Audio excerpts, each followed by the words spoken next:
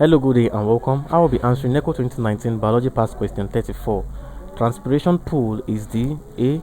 Flow of mineral salts from soil to plant roots, B. Flow of water from roots to leaves of plants, C. Movement of water across plant roots, D. Pressure of water on plant roots, and E. Transportation of water from leaves to roots. Now, transpiration pool. Transpiration pool is the flow of water from the roots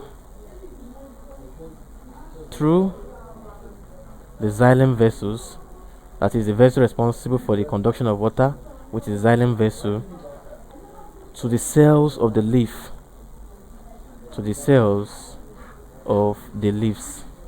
And like we know, transpiration here on its own simply means what?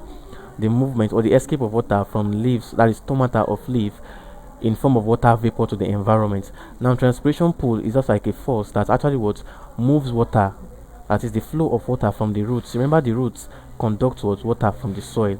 Now, the flow of water from these roots through the xylem vessels, which is the vessel responsible for the conduction of water and salt, to the leaves is what we refer to as what? Transpiration pool.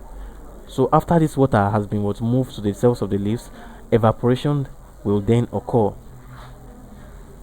Evaporation occurs, and then the water diffuses out of the plant as vapor through the stomata.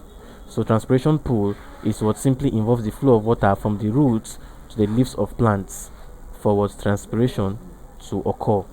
So option B is the right answer to this question. Flow of water from the roots to the leaves of plants. That is transpiration pool. Thank you and God bless you. Subscribe to our channel for more videos.